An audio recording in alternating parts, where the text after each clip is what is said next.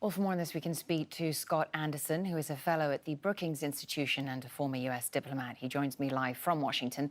Thank you very much for taking the time to speak to us. So, a ferocious attack by the US National Security Advisor on the International Criminal Court. What was the point of John Bolton's speech today? In many regards, this really reflects a long-standing agenda for Mr. Bolton. Dating back to his period before he entered the George W. Bush administration, he was a noted critic of international institutions,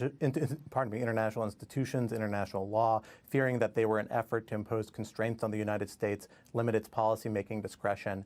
We saw that carried through early on in the Bush administration when he was involved with efforts to limit the ICC's jurisdiction and effect there to withdraw the United States from the Rome Statute underlying the ICC. We saw him articulate these views shortly before joining the Trump administration in an op-ed in the Wall Street Journal in late 2017 that looks almost identical to his remarks today.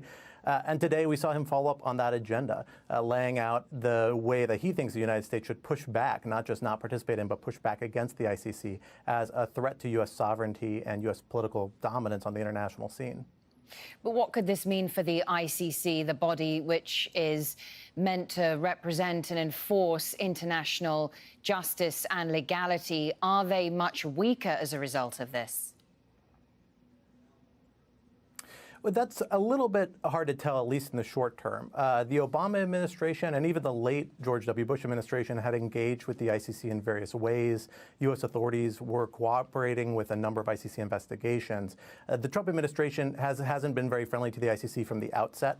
My sense is that it's ramped down those activities. I don't know for certain.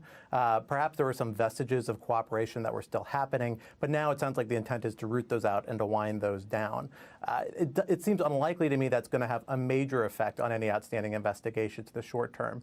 Much more serious will be if the United States were to follow through on these threats of sanctions against ICC judges and ICC personnel, if they were to pursue certain types of investigations, such as those in Afghanistan and in Palestinian territories. If they were to follow through on these measures, it could have a major impact on ICC personnel that have ties to the United States, if they need to travel here, if they have economic assets here. And that could impinge upon the ICC's operation simply by putting a burden on those personnel. But again, it depends on the level of those connections and how reliant they are on those personnel. And it's not clear to me they are necessarily highly reliant, although obviously it will be an obstacle for any member of the international community not to be able to travel to the United States or engage in business here. We have seen the International Criminal Court trying to level the playing field under its chief prosecutor, Fatou Bensouda, in terms of extending investigations beyond, say, countries in Africa. Are they likely to proceed now with a formal investigation into alleged U.S. war crimes in Afghanistan, which would have been a major step for the body?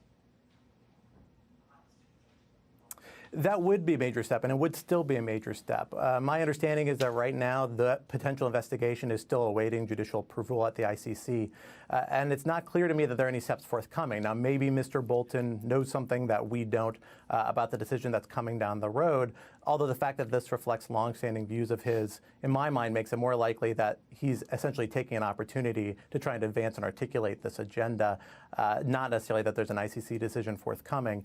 In all honesty, I think there would be fairly unlikely that the ICC would proceed with a major investigation. Perhaps there may be some limited instances.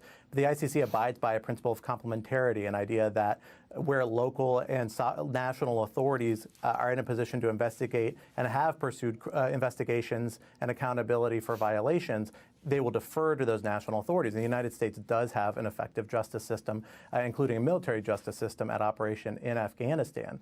So it seems unlikely to me it would have posed a major threat. But it does to me seem that by taking this action, by attempting to bully very openly the ICC into taking this sort of action, Mr. Bolton may in fact have made it more likely that the ICC is going to feel pressure to allow an investigation to go forward, simply so that it can be clear that it's not being bullied by the United States.